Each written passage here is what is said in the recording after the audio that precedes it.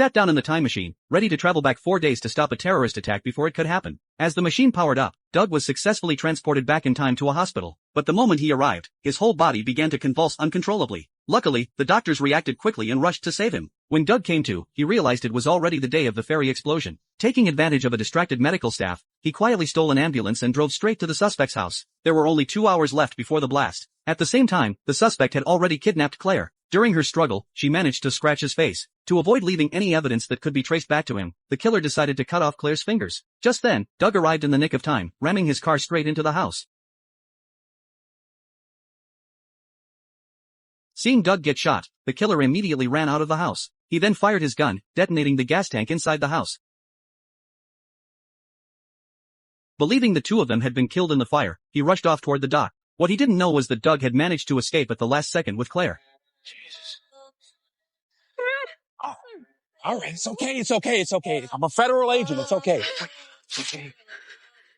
You're safe, you're all right, okay? Saving Claire had been a success. The next step was to stop the ferry from exploding. Claire later took the injured Doug back to her home to treat his wounds. Doug immediately used letter magnets on the refrigerator to spell out a message. He knew that the version of himself in this timeline would eventually come here looking for clues. So this was his way of warning himself and completing the time loop. By then, Claire had changed her clothes. But when Doug saw what she was wearing, he asked her to change again. Because in his original timeline, Claire was wearing that exact outfit when she was killed. This made him feel uneasy. Doug then walked straight to the closet and picked out a different set of clothes for her. But his familiarity with her home instantly made Claire suspicious.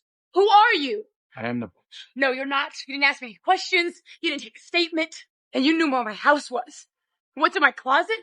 I'm Doug Carlin. I'm an ATF agent. I'm part of a special surveillance unit that's been tracking the man who's trying to kill you. How do I know that? I had a hood over my head. You could be him. Just think about it, Claire. Look at my face. You scratched a man's face. Do I have a scratch on my face? You scratched him, didn't you?